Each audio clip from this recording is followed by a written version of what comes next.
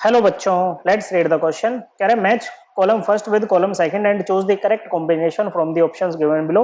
Option देखो, जो column first में कुछ सिस्टम प्रोसेस चेंज इन सब चीजों की बात हो रही है बच्चों। सेकंड में क्या है बच्चों, उनके बारे में कमेंट दिया हुआ है, तो हमें इनको मैच करना है। ओके बच्चों, मैच करना है। सबसे पहला है बच्चों एडियाबैटिक प्रोसेस। एडियाबैटिक प्रोसेस कौन सी होती है बच्चों, बताइए। एडियाबैटिक प्रोसेस वो होती है where there is no transfer of heat between system and surrounding. System और सराउंडिंग के बीच में किसी भी प्रकार का हीट ट्रांसफर नहीं होता है। सिस्टम क्या होता है, it is that part of universe which is under thermodynamic consideration. और क्या बच्चों, और सिस्टम को छोड़ के जो भी बचा वो क्या बचा, वो बचेगा surrounding.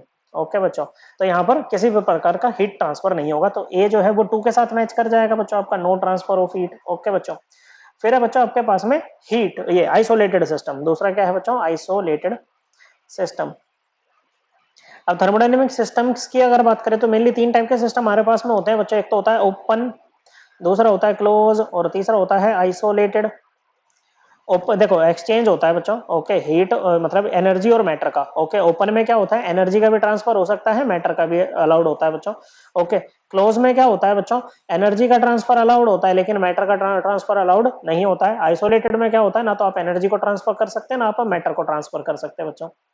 Okay, so no exchange of energy and matter. ये एक्सचेंज किसके बीच में होता है, सिस्टम एंड सराउंडिंग बच्चों।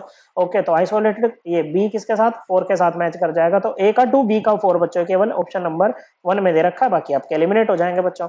फिर है तीसरा आइसोथर्मल चेंज। आइसोथर्मल चेंज मतलब ये ऐसी प्रोसेस होते हैं जिनको हम कांस्टेंट टेम्परेचर पे कैरी आउट कराते हैं बच्चों। ऐसा change which has been carried out on constant temperature. Okay बच्चों, तो सी जो है ये कांस्टेंट टेम्परेचर, सी का आपका 1 हो जाएगा। तो देखो ए का 2, बी का 4, सी का 1। D path function. Thermodynamic function 2 type के होते हैं बच्चों। एक होता है आपका स्टेट फंक्शन जो कि इनिशियल और फाइनल स्टेट ऑफ सिस्टम पे डिपेंड करता है बच्चों, और दूसरा होता है पाथ फंक्शन। उसको स्टेट से कोई लेना देना नहीं है कि इनिशियल और फाइनल स्टेट क्या है आपकी, उससे कोई लेना देना नहीं है। इसका लेना देना होता है कि आप इनिशियल और फाइनल स्टेट तक कैसे पहुंचे हो। ओके बच्चों, उससे लेना देना होता है। जैसे कि आपका हीट हुआ, पाथ फंक्शन है आपका। ये बच्चों वर्क हुआ, ये क्या है, पाथ फंक्शन है। यहाँ पर एंथैल्पी, एंट्रोपी, इंटरनल एनर्जी, ये सब क्या होते हैं, स्टेट फंक्शन होते हैं। तो हीट, ये पाथ फंक्शन क्या हो जाएगा, हीट। तो डी का क्या आ गया बच्चों, डी का आ जाएगा 3। Correct answer option 1। इस चीज को हम बच्चों अपनी एनसीईआरटी से भी रेफर कर सकते हैं, क्लास 11th की एनसीईआरटी चैप्टर नंबर 6। ओके बच्चों, पेज नंबर 158 159 पे मिल जाएगा बच्चों। Correct answer option 1। I hope आपको ये एकदम क्लियर हो गया होगा। थैंक यू बच्चों।